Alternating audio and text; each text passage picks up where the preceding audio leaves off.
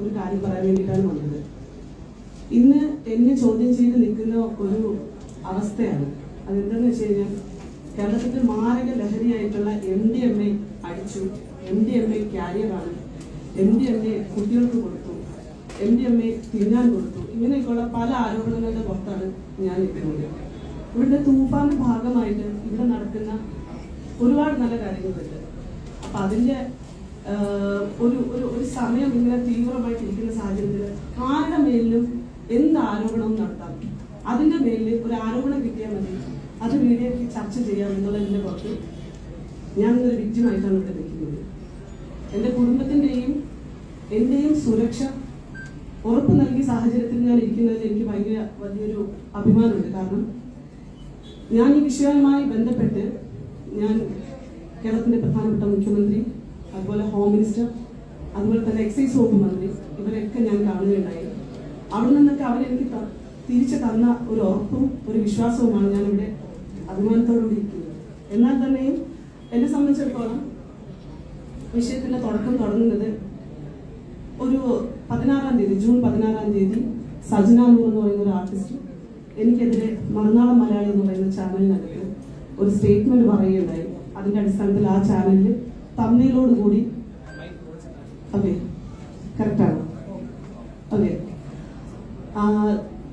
16-ാം തീയതി ഇടന്ന് മറുനാടൻ മലയാളി എന്ന് പറയുന്ന ചാനലിനകത്ത് ഒരു തമ്മിലോട് കൂടി എനിക്കെതിരെ ഈ പറഞ്ഞ മാരകമായിട്ടുള്ള MDMA ഉപയോഗിച്ചു എന്ന് പറഞ്ഞ് ഒരു തമ്മിലും എൻ്റെ ഫോട്ടോയും അതുപോലെ തന്നെ സജന നടത്തിയ പരാമർശവും MDMA ഉപയോഗിച്ചു. അവരുടെ വീട്ടിൽ വന്നു, അവരുടെ ആളുകളുമായിട്ട് ബിഗ് ബോസിലെ കണ്ടസ്റ്റൻസ് ഉണ്ടായിരുന്നു. എന്നിട്ട് എൻ്റെ ബ്ലഡ് ടെസ്റ്റിന് റിപ്പോർട്ട് ചെയ്യാൻ വേണ്ടിയിട്ട് വിളിക്കുന്നു, അത് ചലഞ്ച് ചെയ്തുകൊണ്ട് വിളിക്കുന്നു. എൻ്റെ ബ്ലഡ് ടെസ്റ്റ് നടത്തണം, എൻ്റെ ഹെയർ ടെസ്റ്റ് നടത്തണം, അല്ലെങ്കിൽ എൻ്റെ MDMA ഞാൻ ഉപയോഗിച്ചില്ല എന്ന് പ്രൂവ് ചെയ്യുന്ന ടെസ്റ്റ് നടത്തണം എന്ന് പറഞ്ഞ് ആദ്യം ഒരു വീഡിയോ ഇടുന്നു. രണ്ടാമതൊരു വീണ്ടും വന്നിട്ട് അതൊക്കെ വിട്, നീ ടെസ്റ്റ് റിപ്പോർട്ട് ടെസ്റ്റ് നടത്ത്. ഇതിന്റെ പുറത്ത് ഈ സ്റ്റേറ്റ്മെന്റുകളൊക്കെ അടിസ്ഥാനത്തിൽ എനിക്ക് വന്നത് മാരകമായ സൈബർ ബുള്ളിംഗ് ആണ്. എന്നെ സംബന്ധിച്ചിടത്തോളം എനിക്കൊരു 16 വർഷങ്ങളായിട്ട് ഞാൻ കേരളത്തിലെ സാമൂഹിക കലാ രാഷ്ട്രീയ ഇടങ്ങളിൽ പ്രവർത്തിക്കുന്ന ഒരു സാമൂഹ്യ പ്രവർത്തകയാണ്.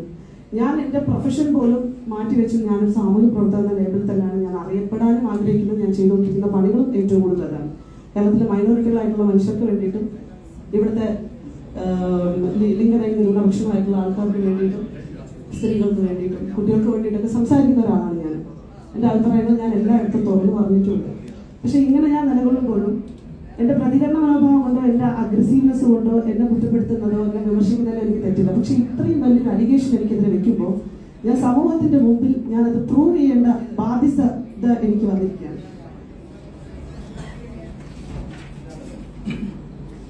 ഇത് അന്ന് തന്നെ വെല്ലുവിളിച്ചെങ്കിലും ഞാൻ കുറേയൊക്കെ ചലഞ്ച് ചെയ്തുകൊണ്ട് നിന്നെങ്കിലും ഞാൻ ആ സമയത്ത് എടുത്ത എൻ്റെ MDMA ഉപയോഗിച്ചിട്ടില്ല എന്നുള്ളതിന്റെ റിപ്പോർട്ടാണ് ഇത് ഞാൻ സെൽഫായിട്ട് എടുത്താണ്. ഇത് വേണമെന്നുണ്ടെങ്കിൽ ഇത് DDRCയിലാണ് ചെയ്തത്. ഇതിന്റെ ആക്സസ് നമ്പറും കാര്യങ്ങളൊക്കെ എൻ്റെ കയ്യിലുണ്ട്. എൻ്റെ അടുത്ത് ചോദിച്ചാൽ ഞാൻ തരാം. ഇതിന്റെ ഭാഗമായിട്ട് പൊതുസമൂഹം വെല്ലുവിളിച്ചതിന്റെ ഭാഗമായിട്ട് എൻ്റെ വീട്ടിൽ റെയ്ഡ് ഉണ്ടായി. എക്സൈസ് കമ്മീഷണറുടെ റെയ്ഡാണെന്ന്. ആ റെയ്ഡിൽ ക്ലിയർ ചീട്ടാണ് എനിക്ക് തന്നേക്കുന്നത്. എൻ്റെ വീട്ടിൽ നിന്ന് ബ്രാജിലൊന്നും കിട്ടിയിട്ടില്ല എന്നുള്ള ക്ലിയർ ചീട്ട് എന്നെ ഉൾപ്പെടെ പരിശോധിച്ച് ക്ലിയർ ചീട്ട് നൽകി. പക്ഷെ അവരുടെ ഭാഗത്തു നിന്ന് വേറെ റോങ് ആയിട്ടുള്ള ഒന്നും തന്നെ സംഭവിച്ചിട്ടില്ല. അവരൊക്കെ വളരെ നല്ല രീതിയിൽ തന്നെയാണ് ഇടപെട്ടിട്ട് പോയത്. ഞാൻ നല്ല രീതിയിൽ തന്നെയാണ് അവരുടെ കോപ്പറേറ്റ് ചെയ്തത്. പക്ഷെ ഇത്തരത്തിലൊരു കാര്യം സംഭവിക്കുമ്പോൾ നമുക്കുണ്ടാകുന്ന ആത്മാഭിമാന പ്രശ്നമുണ്ട്.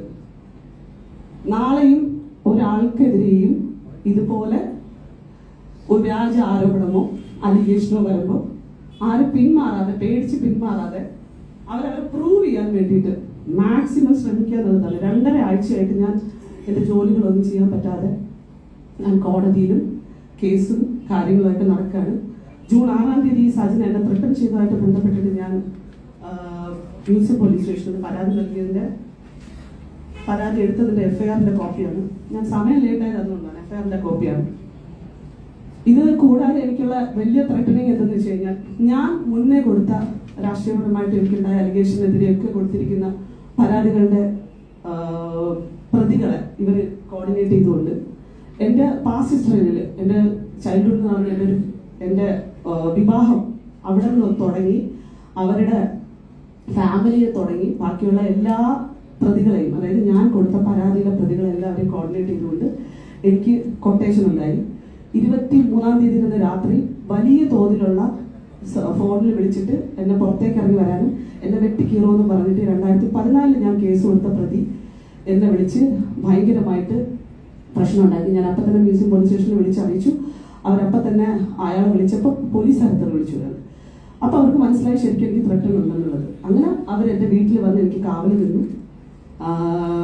ഈ പോലീസുകാരുടെ ഒരു സപ്പോർട്ട് ഉള്ളത് കൊണ്ടിട്ട് എനിക്കൊന്നും തന്നെ സംഭവിച്ചില്ല. പിറ്റേ ദിവസം ഞാൻ FIR ഇടാൻ വേണ്ടി കേസ് കൊടുക്കുകയും FIR ഇടുകയും ചെയ്തു. അവരുടെ വളരെ പേഴ്സണൽ ആയിട്ടുള്ള ബന്ധം അത് സമൂഹ മാധ്യമങ്ങളിൽ അവർ തന്നെ പബ്ലിഷ് ചെയ്തിട്ട്, സജന തന്നെ പബ്ലിഷ് ചെയ്തിട്ട് ആ വിഷയം സോഷ്യൽ മീഡിയ ചർച്ച ചെയ്ത സമയത്ത് അതിൽ നിന്നൊന്ന് മറയ്ക്കാൻ വേണ്ടിയിട്ടാണ് എന്നെ കരുവാക്കിക്കൊണ്ട് ഈ വിഷയം അവരെനിക്കെതിരെ ഇട്ടത്. അതിനൊരു റീസൺ ഉണ്ടായത്, റസൽ പൂക്കുട്ടിയുടെ ഭാര്യ ഈ വിഷയം അറിഞ്ഞു കഴിഞ്ഞാൽ ഉണ്ടാകുന്ന പ്രശ്നത്തെ പറ്റിയിട്ടും അവർക്കൊപ്പമേ നിൽക്കാൻ പറ്റുള്ളൂ എന്നുള്ള രീതിയിലുള്ള സ്റ്റാൻഡ് ഞാൻ എടുത്തതിന്റെ പേരിലാണ് എനിക്ക് ഇത്രയും വലിയൊരു അലിഗേഷൻ ഉണ്ടായത്. അവരുടെ പ്രൈവസികളിൽ ബന്ധപ്പെടുന്ന ഒരാളെ അല്ല. ഈ റസൽ പൂക്കുട്ടി എന്ന് പറയുന്ന ആള് ഈ സ്ത്രീയുമായി ബന്ധപ്പെട്ടിട്ടുള്ള പല പ്രശ്നങ്ങളുമായി ബന്ധപ്പെട്ടിട്ട് അവരുടെ സൂയിസൈഡൽ അറ്റംപ്റ്റിന് ശ്രമിക്കുക, അവർ പലതരത്തിലുള്ള മാനിപ്പുലേഷൻ കാണിക്കുക, ഇതുമായിട്ടൊക്കെ ബന്ധപ്പെട്ടിട്ട് അവർ പെട്ടെന്നൊരു സഹായം എന്നുള്ള നിലയിലാണ് നമ്മളെയൊക്കെ വിളിച്ചിട്ടുണ്ടായിരുന്നത്. അങ്ങനെ മാത്രമാണ് ഈ സ്ത്രീയായിട്ടുള്ള എനിക്കുള്ള ബന്ധം പോലും നടക്കുന്നത്. ഇവര് ആദ്യം തുടങ്ങുന്നത് ഇവരുടെ അക്കൗണ്ട് ഹാക്കായി എന്ന് പറഞ്ഞ ഒരു 9 weeks പ്രഗ്നൻസിന്റെ ഒരു ഫോട്ടോ ഇട്ടുകൊണ്ടാണ് തുടങ്ങുന്നത്. അതിന്റെ പുറകില് ഇവർ മുഖ്യമന്ത്രിക്ക് ഒരു പരാതി കൊടുത്തു. അതൊരു കള്ള പരാതിയാണ്. അത് മുഖ്യമന്ത്രിയോട് തന്നെ കണ്ട സമയത്തും സാറിന് സാർ അവർ തന്നെ പരാതികൾ സാർ അന്വേഷണം നടത്തണമെന്ന്. കാരണം എന്ന് വെച്ചാൽ അവരുടെ അക്കൗണ്ട് ഹാക്കായെന്നും അവരുടെ സുഹൃത്തുക്കൾ എല്ലാവരും ചേർന്ന് ചതിക്കുകയാണെന്ന് പറഞ്ഞാൽ അവർ പരാതി കൊടുത്തത്. ജനങ്ങളുടെ കണ്ണിൽ പൊടിക്കാൻ വേണ്ടിയിട്ട് അത്ര വലിയൊരു ഫേക്കാണ് ആ സ്ത്രീ കാണിച്ചിട്ടുള്ളത്. ഒരാളും വന്ന് പറയുന്നില്ല സാർ ഞങ്ങൾക്കെതിരെ കൊടുത്ത പരാതി സാർ സ്റ്റാൻഡ് ഓൺ ചെയ്യണം. ഞാൻ പറഞ്ഞു സാർ അവർ തന്ന പരാതി അത് കാണിക്കുമെന്ന് പറഞ്ഞു. അതുപോലെ തന്നെ അവർ പറഞ്ഞു അവരുടെ അക്കൗണ്ട് ഹാക്കായത് തിരിച്ചു പിടിച്ചു കൊടുത്തത് ഷാലു എന്ന് പറഞ്ഞിട്ട് ഒരു സോഷ്യൽ മീഡിയ ഇൻഫ്ലുവൻസർ ആണെന്ന് പറഞ്ഞു. അപ്പം അവരും അതെങ്ങനെയാണ് തിരിച്ചെടുത്ത് കൊടുത്തത് എന്നുള്ളത് പറയാൻ ബാധ്യസ്ഥയാണ്. അങ്ങനെ ഹാക്ക് ആയിട്ടുണ്ടെന്നുണ്ടെങ്കിൽ അപ്പൊ ചിലപ്പോൾ അവരുടെ കയ്യിൽ നിന്ന് സംഭവിച്ചാലോ നമുക്കറിയില്ലല്ലോ, അതെന്തായാലും നോക്കണം. അപ്പം പിന്നെയുള്ളതെന്ന് വെച്ചാൽ ഓക്കെ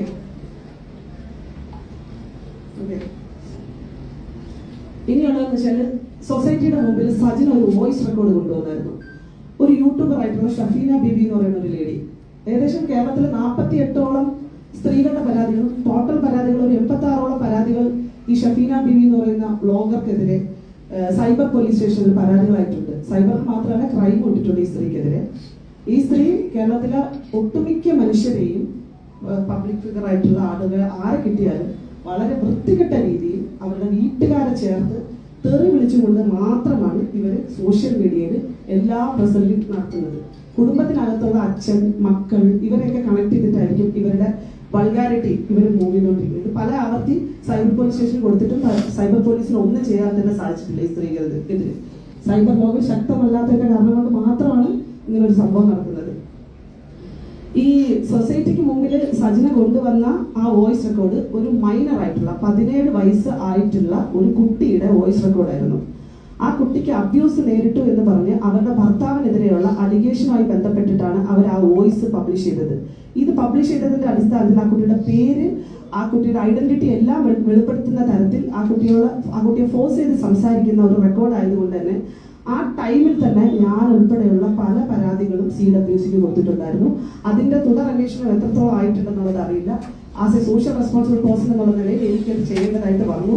പ്രത്യേകിച്ച് എന്റെ വിഷയങ്ങളും കൂടെ നടക്കുന്ന സാഹചര്യത്തിൽ ഇത് പലതരത്തിലും നമുക്കെതിരെയും അലിഗേഷനായിട്ട് വരാനുള്ള സാധ്യത ഉള്ളത് കൊണ്ടിട്ടാണ് ഈ ഒരു വിഷയത്തെ പറ്റിയിട്ട് ഞാൻ ഇതാക്കിയത്. ഇന്ന് ഞാൻ ഇവിടെ എന്റെ നിരപരാധിത്വം തെളിയിക്കുന്നതിനോടൊപ്പം തന്നെ ഞാൻ ഇവിടെ വന്ന് പൈസ കൊടുത്ത് ഞാൻ ഇവിടെ വന്ന് ഇരിക്കുന്ന എന്തിനെന്ന് വെച്ച് കഴിഞ്ഞാൽ നാളെ ഒരു തരത്തിലും കള്ളപ്പരാതികളും കള്ള അലിഗേഷനുമായിട്ട് അല്ലെങ്കിൽ കള്ളത്തരത്തിലൂടെ മൂവ് ചെയ്യുന്ന ഒരു കാര്യത്തിനെ പറ്റിയിട്ട് പെട്ടെന്ന് ആലോചിച്ച് പേടിക്കാതെ സധൈര്യം മുന്നോട്ട് വന്ന് നമ്മൾ തെറ്റ് ചെയ്തിട്ടില്ല എന്ന് ഉറപ്പുണ്ടെന്നുണ്ടെങ്കിൽ നമ്മളുടെ നിരപരാധിത്വം നമ്മൾ തെളിയിച്ച് തന്നെ ഇവിടുന്ന് പോകണം. അതാണ് നമ്മുടെ ഇപ്പോഴത്തെ സാമൂഹ്യ പരിസ്ഥിതി എന്ന് പറയുന്നത്. ഈ ഒരു വിഷയം ഇവിടെ അവതരിപ്പിക്കാൻ വേണ്ടിയിട്ടാണ് എൻ്റെ പത്രസമ്മേളനം ഉണ്ടായത്. കേട്ടോണ്ടിരുന്ന എല്ലാവർക്കും നന്ദി. Thank you so much. എന്തെങ്കിലും ചോദിക്കുകയാണെങ്കിൽ ചോദിക്കട്ടെ.